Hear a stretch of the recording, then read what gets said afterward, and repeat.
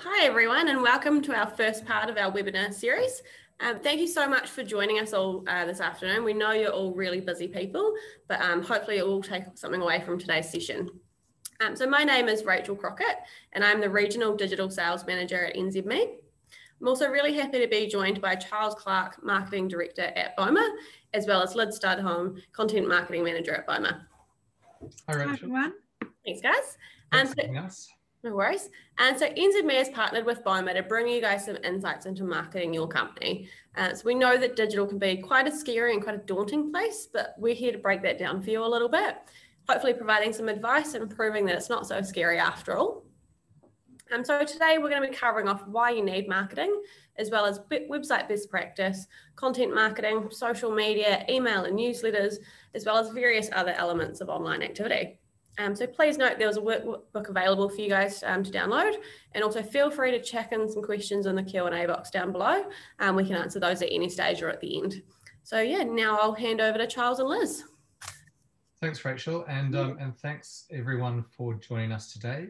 As Rachel said, really appreciate that you guys push for time, so we'll make it short, snappy, and worth your while. Just before we get going, I thought it'd be interesting just to note a couple of the answers that you guys put into your registrations. Thanks so much for that. So the common themes that really came out were in terms of challenges and what you're hoping to get better at. So time is a big challenge, lack of marketing skills, how to deal with an aging client base and how to go after new and younger clients, what to do about social media, what to do about social media positioning. And also one that came through a little bit was marketing. Well, some firms who used to only do word of mouth marketing, and now they're realizing that actually they might need to be looking at other angles. So look, we're going to cover most of these. And as Rachel said, if you've got any questions, you can pop them in the Q&A box. So first off, it's just worth saying, if you are thinking about time, Liz will sort of explain why it's important, and then we'll sort of get into some of the nitty-gritty about why it's sort of good to start off with a plan. Yeah, so we'll try and keep it snappy because we know everyone, time is money, and it's getting busier and busier. So marketing, why it's important? Well, obviously it's important for you. You're here listening to this webinar, but I think it is important to note that it's not just sales. So it's not just about bringing in new prospects. It's also about nurturing and supporting your existing clients, giving them things that can support them, sharing and communicating with them.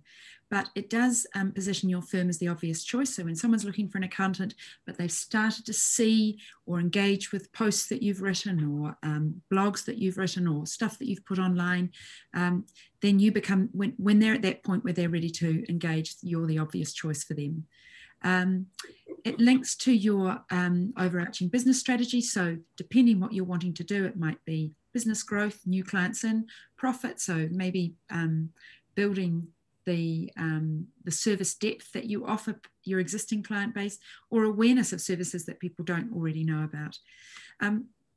Of course, marketing's changed, and alongside the traditional methods that we used to use, where you might have put an ad in the yellow pages and bought a print ad, now there's the internet, and that's made a massive difference. But it is complex, but the fundamentals remain the same. It's about being authentic, understanding who you're talking to, and also there are real benefits in the internet. You control the channels, you control your email database, you control your website, you control your Facebook, LinkedIn, your social media pages. You can do things quite quickly, you can do things on a budget, and you can also measure those results quite quickly because you can see who engaged with things that you've put out there.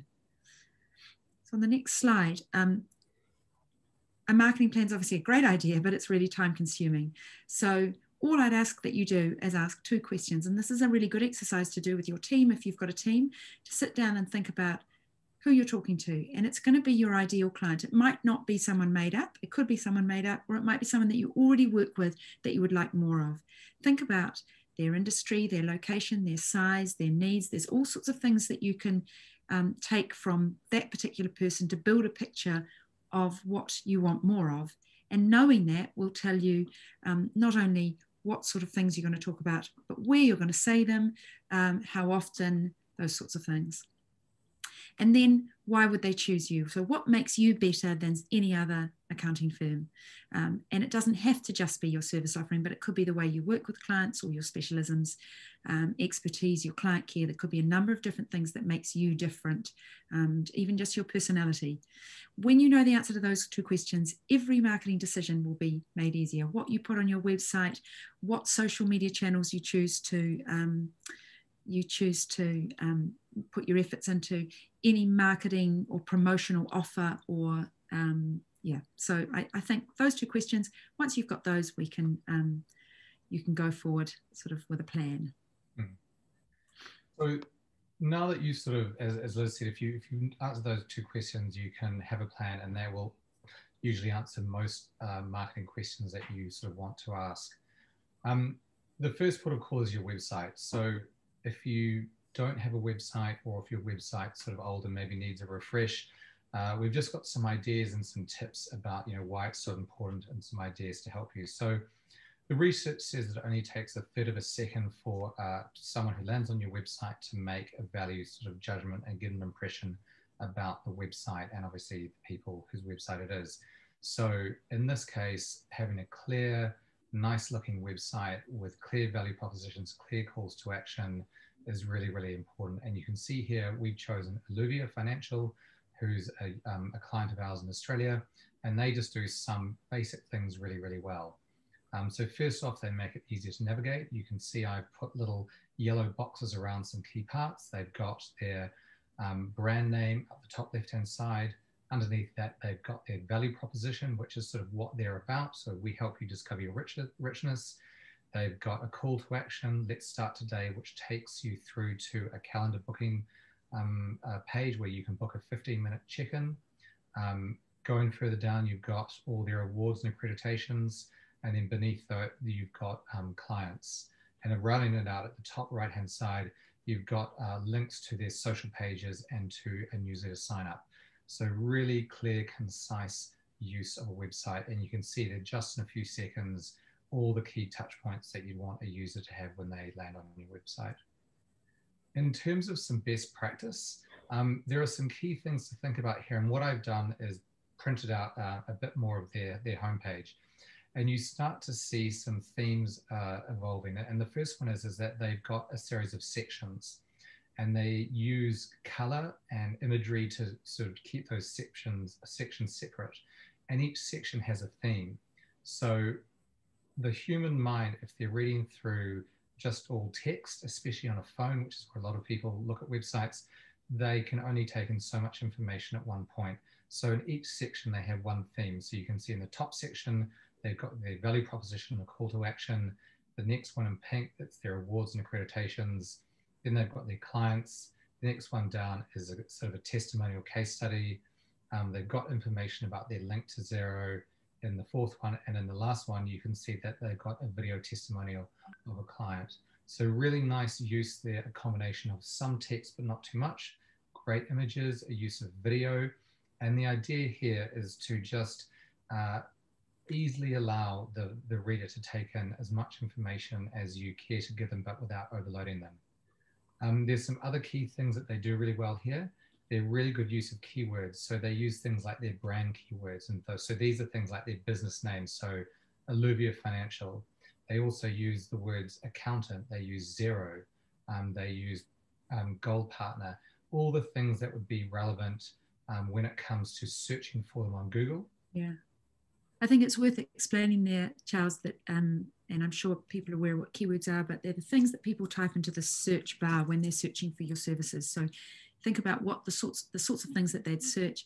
Rachel had a great idea. If you've got a receptionist or if you've got people that email you, think about the things that they ask for. Use that language and make sure that is naturally placed in your website so that when those searches put that search query into Google, for example, Google goes out and finds something that matches it, and it's going to be more likely to be your website that matches the search. Great point. A couple of other things that are really important to consider. One is that your website loads quickly. So if your website page takes 2, 3, 4 seconds to load, oftentimes the user will probably click away, and also Google will penalize that on their search results. The other item, and most website platforms, this comes as standard, is that it's mobile responsive. So this means that whether you view it on a wider desktop or a narrow, skinny mobile phone, it's all displayed properly and easily for the user to view. And the last item, and what Alluvia does really well throughout their site, is the use of social proof. And so this can be anything from, as you can see there, we've got videos, that can also be testimonials and case studies, which we're going to cover for you now. So yeah, obviously much more powerful if someone else sings your praises than you do. So if you have had great, lovely complimentary comments from people, ask their permission to use them, place them on your website, place them everywhere you can on your social media and in your newsletters. If you've got sort of printed material, you can put it on that. Adding an image is always great. And if you don't have those comments, it might be something that you consider doing, perhaps an annual survey where you ask people how they've enjoyed working with you, what would they like best, what they don't like, or those sorts of things. So you've got an opportunity to ask all sorts of different things. You know, your survey will be up to you, but you could leave some open answered questions where people do have a chance to write something about you and how they've enjoyed working with you.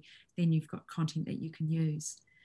On the next slide, if we go to that, Giles, that is case studies. So that's the longer form. Obviously, a testimonial is usually just a quotation. You know, I've worked with these guys. They've been fantastic. They've really helped me build wealth and prosperity, or whatever it is. But case studies is a slightly longer form idea. So it would be potentially kind of introducing a client, what their issues were, how you went in and solved them, and why they're happy.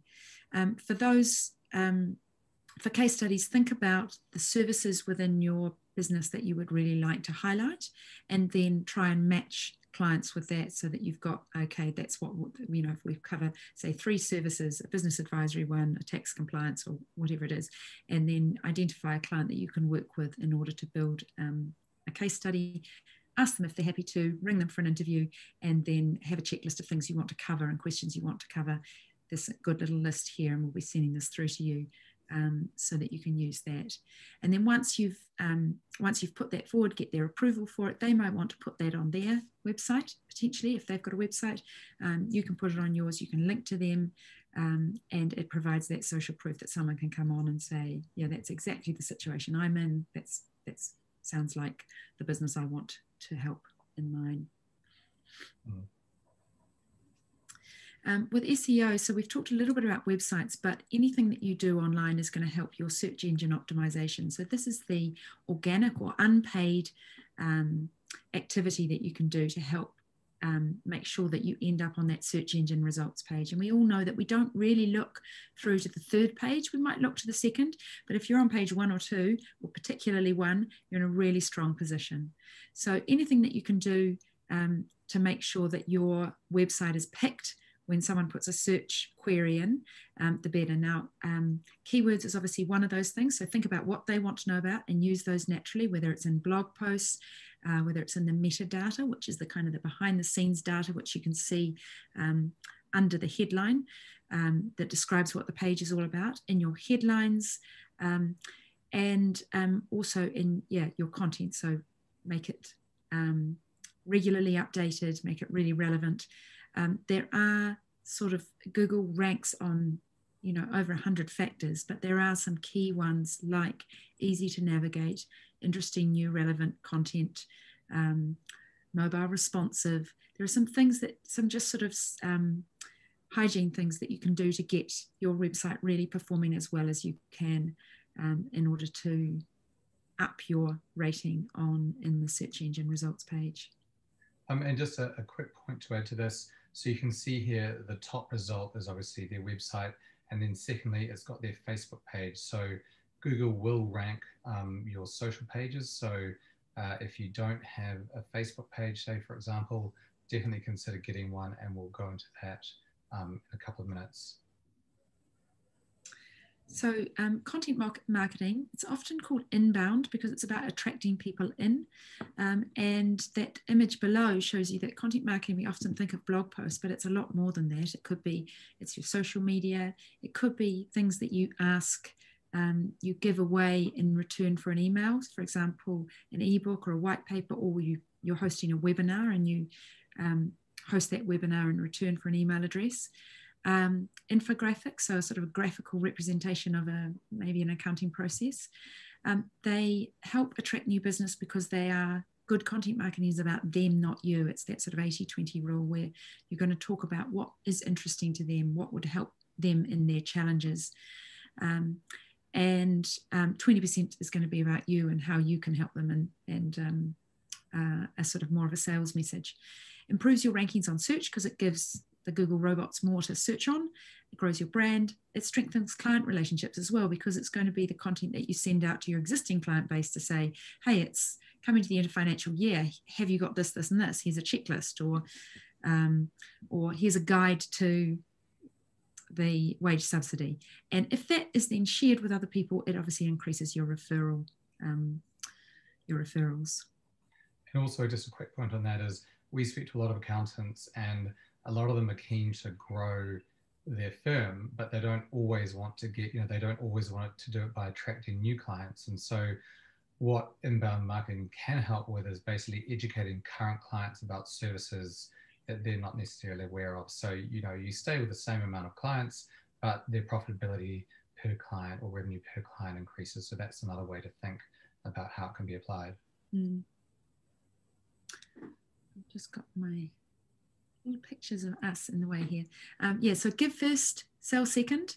Think again about that ideal client and what they'd want to know, what they'd find useful, what business challenges they've got. It could be a long-term sort of evergreen idea of what they're always going to be interested in. Have a look at your frequently asked questions or a question that's asked by one client, which is more than likely to be other people are going to want to know the answer to that as well. I think there is the value of your knowledge we sometimes underestimate when you're in an industry where you sort of take things for granted, but it's vitally important to the people that you work, to your clients. You can find out if you've got a LinkedIn company page, which I recommend that you get, you can actually find out what people are engaging with, what sort of content they're showing an interest in. You can focus on your expertise, your niche, your industry specialisms, and you can also work with other partners. So if you're an accounting firm that works well with a law firm, you might sort of write a guest blog for them, or do a speaking spot at a webinar or an actual event. So you work together and reach each other's audiences that way.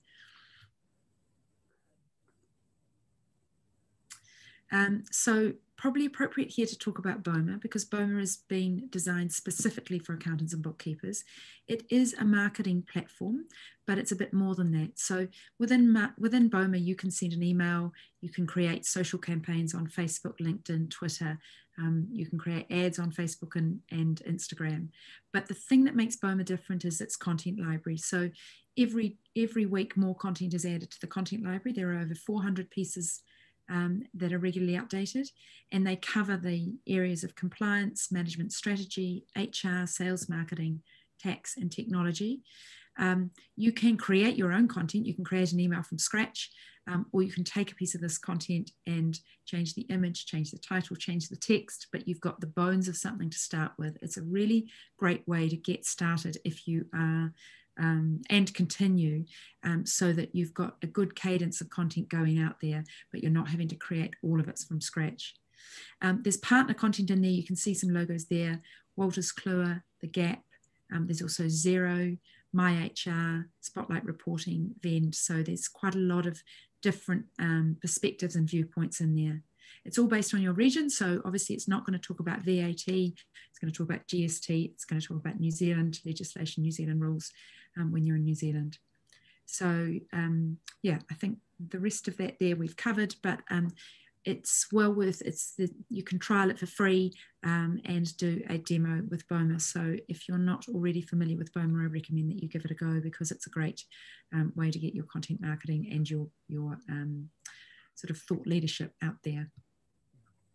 I think that's a really good element on the thought leadership content. A lot of sort of people think, oh, what does that mean? How do I actually do thought leadership and thought leadership content? And look, I think it's just important to sort of break it into two parts. And one is why do thought leadership, and then we can sort of look at the content. So thought leadership is really important because it's about displaying your expertise out into the marketplace.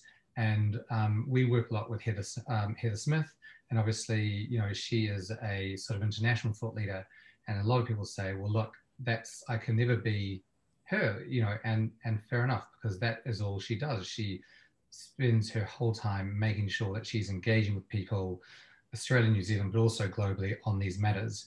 But that doesn't mean that you can't be a thought leader in your area of expertise and also in your geographical location. The other thing is that leadership inspires trust. So if you're always out there and you have great insight and content talking about areas that you specialize in, that your firm specializes in, and people start to read them, then they start to build up a sort of a feeling of relationship and trust that you are an expert in this. So when it becomes a sort of a buying decision of like, look, I need a new accountant or bookkeeper, where should I go? You've already got them. You already have that beginning of a relationship before you've maybe even spoken to them. If they've been seeing your content on social media or webinars or emails, that really does help. And to the last point, if you can start to have those early sort of sales conversations with someone, and they've already started, they've already seen you out there, they've seen your content, they've seen you at events, they've seen you giving rather than sort of taking, then the marketing efficiency and the sales efficiency will really, really increase. So in terms of the types of content that you send, so as you saw in the slide before, Boma's got tons, but it can really be on anything. It's, you can be super, super niche and talk about specific legislation, and there's a lot of it coming out, especially with all the COVID policies, to help small businesses. Or it could just be that they think of you as a general expert, a resource who can help them in their business. And that's where content, on leadership, strategy, management, all come in. So, the nice thing here is that think about your audience, think about what would be relevant to them, and then you can start to give it to them and, using the appropriate channels. So one of those channels is obviously, or multiple channels, is social media. And, you have to think of social media as sort of four distinct, or at least four distinct channels. You've got Facebook, LinkedIn, Twitter, and Instagram, and obviously there's TikTok and Pinterest and a whole bunch of other ones, but probably you're most likely to use the four I just mentioned. So they're all pretty similar, but they do have small differences. So say LinkedIn is a bit more formal. It's sort of the content that you would put on there. Maybe you would be putting maybe sort of reports, insight, whereas if you were on Facebook or Instagram, it's videos, it's sort of more behind the scenes, it's a bit more playful and a bit more less formal. The nice thing about social media is that it basically works in tandem with your website. So people, if they're looking for you, they'll go check out your website, or equally they might go and check out your social pages, or indeed if a post that you've put out has gone viral and maybe a friend of theirs liked it, you'll start to reach new audiences through there. So think of your social channels, especially your business social channels, as another mini website where you can have all the information about your business. So that's where you're located, what you specialize in. You can have reviews, and we'll talk about those in a minute. You can also put up lots of great content. So if you've got content, whether it's a blog post that you wrote, or it's a piece of video that you recorded and you have it on your website, always think about including it on your social pages, because the idea here is that you engage them on your social pages, and then obviously you want to drive them to your website, and then to making that step of calling you or emailing you to sort of for more information. The nice thing also is that it doesn't just have to be for new prospects, it can be for your current clients. So when it comes to social, the first piece of advice is, be open and be authentic. So there's no point being two different people, one in person and one on social, because when your clients or prospects sort of meet you and they feel that there's a bit of a disconnect, that's quite jarring. So, just be authentic to yourself and your firm. In terms of sort of how does one be active on, on social, it's not necessarily a case of spending hours every day trawling through Twitter or Facebook. Be selective. So think about a few Facebook or Twitter Twitter profiles that would be useful to follow. So in accounting, that might be Xero or Spotlight Reporting, or you might like to follow some influencers. You might like to follow the IRD. You might also like to follow some hashtags as well as using them. So if you follow some hashtags, that means that if you're following taxation or GST alerts, you know, every post that has a hashtag there will be grouped under there, and you'll be able to search them. So the idea here is that you'll suddenly be getting a lot of insight and information about what both your colleagues in the industry are thinking, but also what influencers, businesses in the sector, and also clients and potential clients are sort of the challenges and discussions that they're having online. The nice thing there is that then you can engage, so you can comment, you can like, you know, you can actually be active on other people's pages, and that's kind of part of the element of being social, is that you don't just sit there and wait for people to come to your page. You can go and be active on their pages. That includes also your clients' pages as well. Yeah, actually, that's an important point, though, that the functionality of a business page is different to a personal page. So make sure that you do, say, for example, on a Facebook page, open a business page, not a personal page. On a personal page, people have to be your friend. They have to divulge things like their marital status and what they did in the weekend, possibly. But as a business page, they can just choose to follow you and not follow you.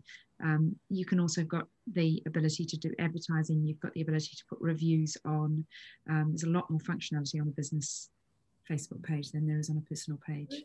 I think as well, just thinking about, you know, social media has changed so much over the years, as Charles touched on. Authenticity is such a big part of it, and the Facebook algorithm is very different to the Google one, but it really does favor that authenticity and trying to get people who are actively going to engage and want to engage. So that's where if you're being yourself and you're sharing the right type of content, then you're going to have that kind of active audience as well. Actually, also the nice thing about a business page is that you can invite whether it's a colleague or a third party, and they can actually be part of your page, and so you can give them rights to post. And so I suppose the point there is that it doesn't all need to fall on your shoulders. You can say, look, to your partner or maybe to someone in your firm who looks after sort of maybe the more marketing side of things, I'd like you to be involved in this and sort of share the load a bit, or maybe they might take it, you know, entirely, but at least you'd still have the oversight and the ability to post on behalf of the business as well. As we talked about, hashtags are really important. You can use them to find information on topics. So think about using them in your own firm. So have a hashtag for your business name. Have a hashtag when you do a post, if it's on GST, if it's on COVID relief, you know, use the hashtags, research and then use those relevant hashtags in there, because they'll get a lot more reach and engagement rather than if you just put out a post with absolutely no hashtags at all. And also if you are doing a post that has, you know, you're referencing someone else or another business, make sure that you sort of put at the other business. So that could be like at Xero or at Heather Smith, just so that they're alerted and then they can choose to engage maybe and respond to what you've said. So what can you share? Well, obviously some of the things that you can do that are really helpful for your clients. And I would just start by saying, opening a page is one thing, getting people on there and having some fans and followers is really important, because otherwise all your hard work is being seen by no one. So start by just inviting clients, friends and family, all of those connections, particularly in a small country like New Zealand, but really anywhere in the world where we do often turn to people who are friends and family when we're choosing an advisor. Ask those people to follow you, because then you get a chance to reach their connections as well. But in terms of what to share, so reminders, so it could be tax compliance dates, share news, could be it could be, you know, the results of the election, what that might mean, what the tax working group has talked about, whether there's news on the wage subsidy, how's that going to impact businesses. You could talk about changes in industries if you specifically work with some industries, and look at industry publications and what they're talking about. Comment on events, whether you're hosting a webinar or whether you've been to an event or there's some industry event that is happening where you can make a comment, because there's often a lot of talk around those events, and that's where hashtags do really come in. I'm not sure if if you're not familiar with hashtags, we do have a good blog post on that. They're basically very simple little, use the hashtag and no spaces. But it is used to group conversations. You can also talk about your clients and boost their brand, and then link using that @ sign, as Charlie said, so that you're connecting your social pages with other people, and share news of your firm. So talk about what's happening in your firm, if there's new people coming on board, or you're doing something at Christmas time that's for a charity, or something that shows them a little bit more depth into the people that you are. So having just talked about social, we can't not talk about email, because email still is super, super effective, because you have a database of people who have given permission for you to contact them. So, whatever you're doing, always make sure that email is part of your overall sort of marketing strategy. So a lot of people think, great, but I don't have an email list. That's okay. There's a couple of things you can do. And the first one would obviously be, anyone that is a client of yours, they're in your database. Maybe they were introduced to you by a friend and they've then reached out to you. Again, you might sort of ask if they're happy for you to include them on your database. There's other things that you can do that will just sort of work day in, day out. And so make sure on your website and on your social pages, maybe on any emails you share in case they're forwarded to other people, that you make it easy for them to sign up. So you saw on the earlier example with Alluvia at the very top, and also in the footer, which is the bottom of a website page, they always have a sign up for our newsletter or equivalent message. And all a user has to do is put in their email address or maybe their first name, and then that will come through into your database. And then always make sure when you do that, that you basically have a tick box or a little disclaimer saying that they agree that you can use it to then contact them with marketing information and things like that. Once you've got your list, and whether it's sort of 100 people or 500 people, make sure that you start to group them. So you might think, okay, how do I group my list? Well, you say some of them might be clients and some of them might just be prospects. Well, that's great, because some of the emails that you might want to send to prospects, you don't want to send to clients, and vice versa, because the ones going to prospects are more salesy and the ones going to clients are more sort of informational, or you're upselling them, or you're just sort of building that relationship with them. You could also think about the types of clients you have. So maybe you focus on tradies or agriculture sector, or maybe it's retail. Again, if you've got an email that's going out talking about something relevant to tradies, you probably don't want to be sending it to retailers or people in the farming sector. And the point there is that if you want to keep their engagement high, then you want to be sending them relevant emails. So if the tradie is always getting agricultural sort of content from you, they're less likely to open your emails. So make sure that you use segmentation to basically say, okay, I've got a trade piece or a trade blog, I'm going to send it out to my trade group. And then when I have something on agriculture, I'll send it out to those. So that the relevancy for them is always high, because ultimately you're asking them to take 10 minutes out of their busy day, open your email, and sort of spend some time. To that point, what are you writing about?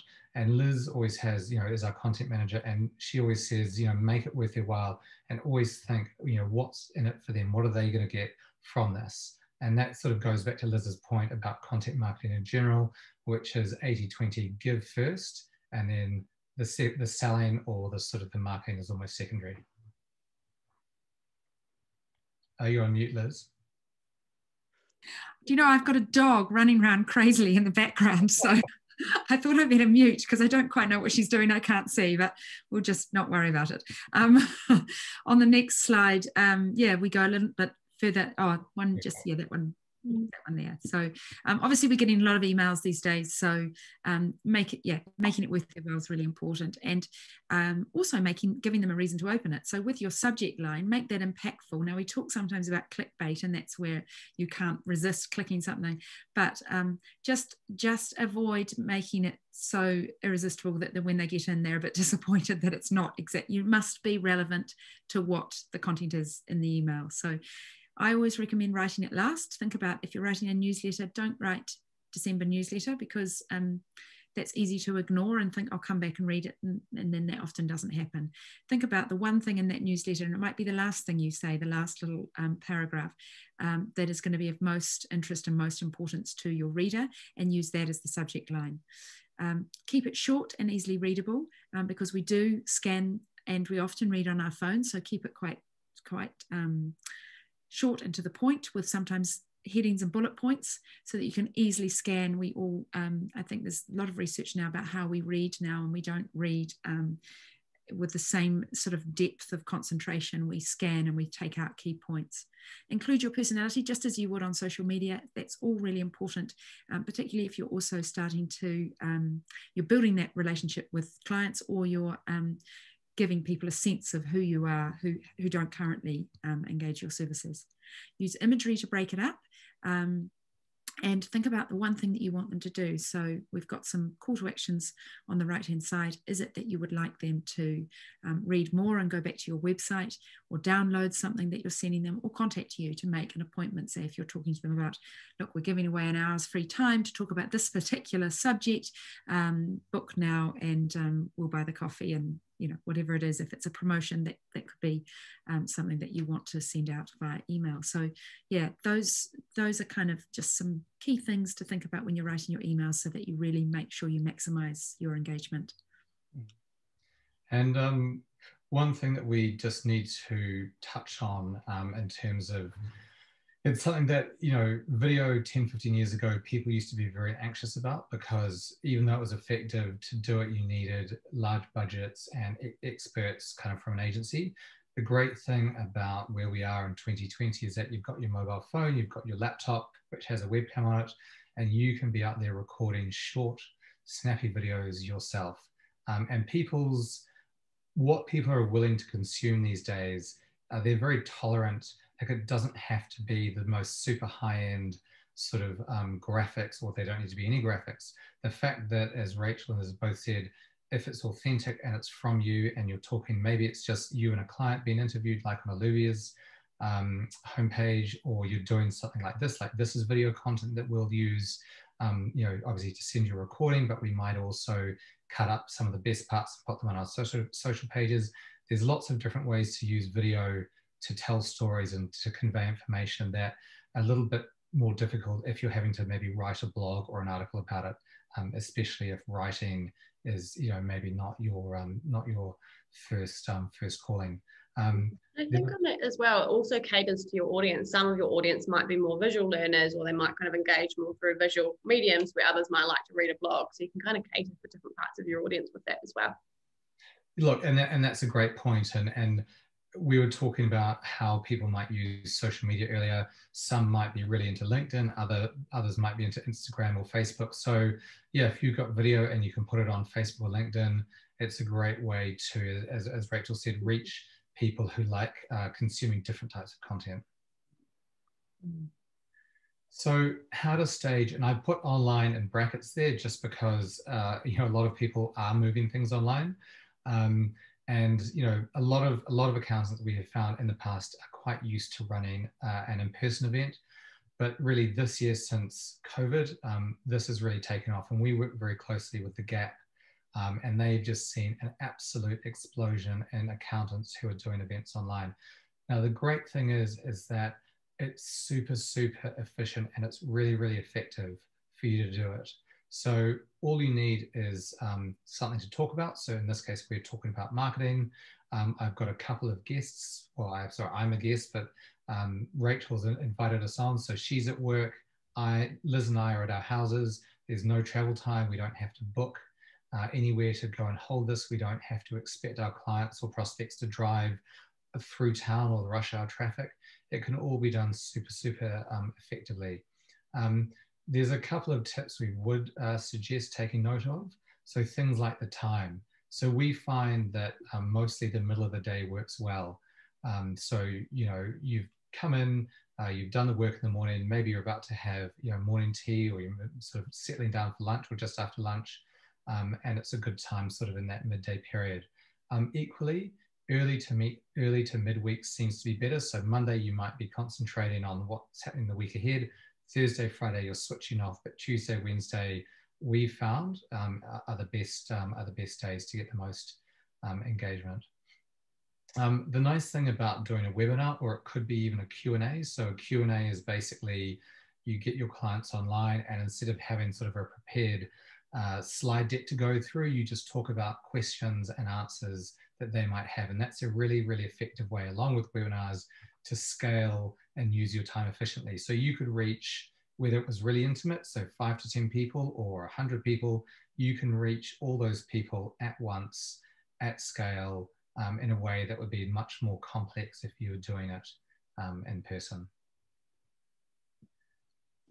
So invites and reminders, and this probably also goes the same for a live event, although because it's online, you don't have to be, you don't need quite as much time. So we usually recommend sending out the first email invite 3 to 4 weeks out. And then for those people who don't register, you send a follow-up 1 or 2 weeks out.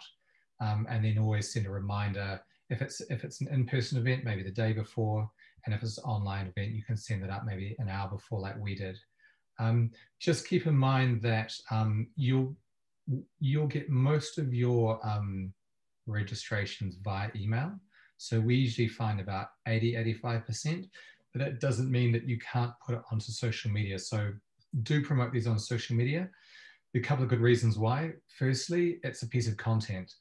And if you're struggling to sort of, what do I say today? What do I say this week? It's more content that you can put out there. Secondly, it helps with thought leadership.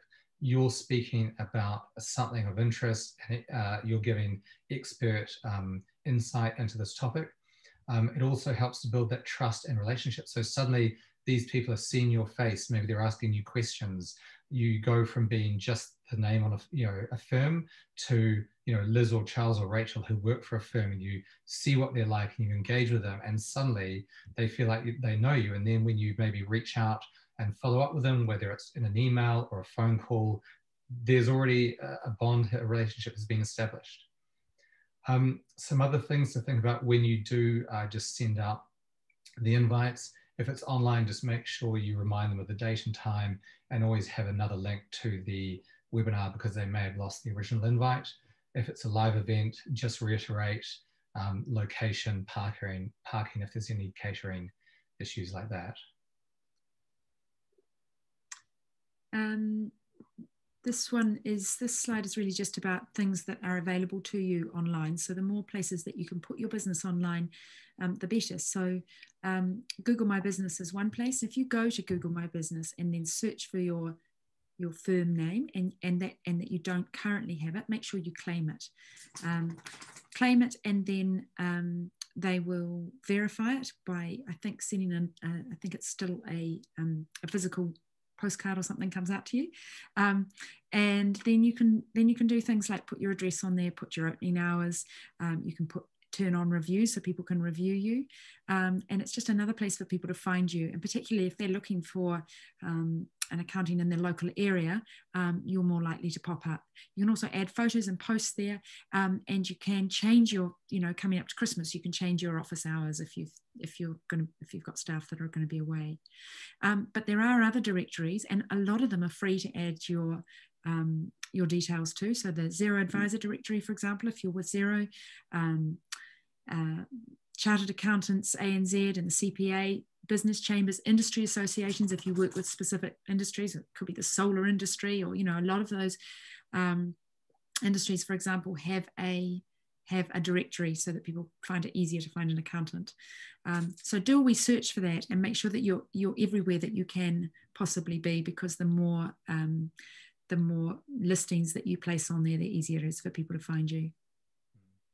And now there is another way for people to find you, and that's through paid advertising online. And the nice thing about this is that even with a small budget, and that will be specific to your business, but it can still be really effective. And one of the most effective ways is through Google search advertising. And you'll see on the right-hand side, each of those listings has a little ad next to it. So those are all paid search ads. And so part of our partnership with NZME is that we've actually integrated their Google ad services into Boma. So if you're a Boma user, then you get the ability to basically use NZME's Google Premier AdWords team, which, as Rachel can say, will save you a lot of money and hassle, because Google AdWords can be pretty technical, can't it?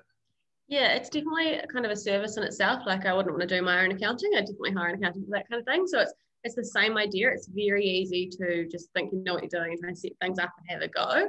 But it's so easy to put the wrong words in and just put the wrong budgets and, you know, spend your money. So when done right, it's got really high and effective ROIs, and it just really works for you in that sense as well.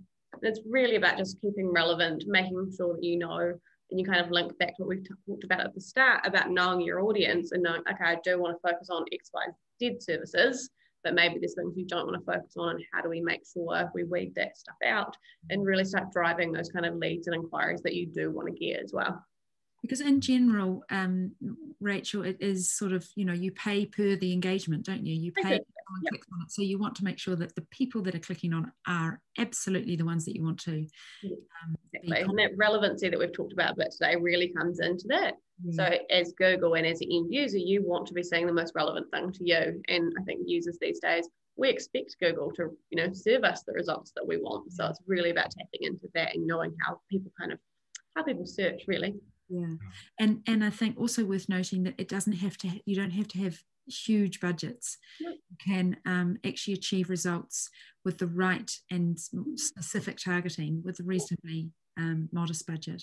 Yeah, it's really about tapping into the area that you want to tap into. So, you know, whether it's a geo target around, you know, certain radius or something like that, and focusing on those key services that you want to focus on, and then working and going, okay, we're getting this many leads from it, and actually just seeing how trackable and measurable it is. And just working on the whole, how it all pulls everything together, really. I think there's one more thing that's worth noting here. I know that we're not wanting to talk for too long, but I thought when you think about the people that you're reaching on all those different channels, you're hoping on Facebook to reach people. They're on there, but they're on there looking at things that interest them. So you're hoping to somehow get in front of people when they're already on there looking for things that interest them. When they're in Google, they're actually already looking for you. So it's quite a different stage in the buying process. They're looking for an accountant because they've typed something in and you want to then reach them. So I think, you know, when you think about it that way, it does have quite a powerful kind of, you know, reason to do a bit of Google advertising, because you're reaching an engaged audience who's already searching for your services. And I think we've always talked about, you know, back in the day, people would pick up the yellow pages to find their local accountant or bookkeeper or something like that.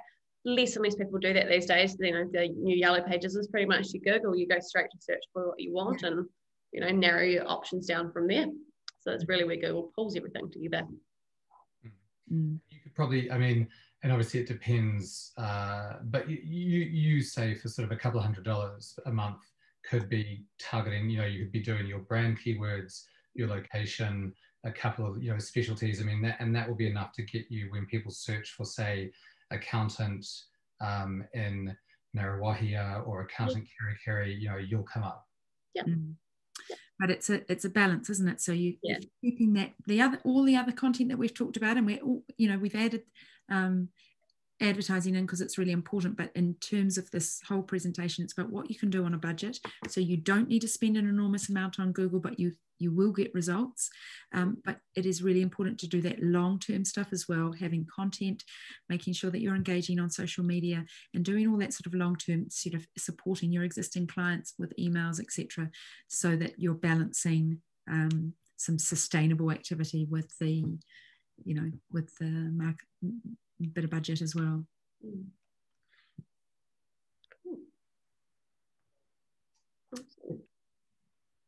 Well, thanks so much for having us, everyone. Just before we hand back to Rachel, yeah, it was really fantastic to see you all on here. Thanks for your the answers that you gave us. We'll be following up with a recording tomorrow. But from myself anyway, thanks so much. Yeah, thanks so much for joining us, everyone. So yeah, look out for that email tomorrow. Please inquire through to any one of us if you've got any questions or anything like that. But yeah, thanks for coming along this afternoon, and enjoy the rest of your Tuesday.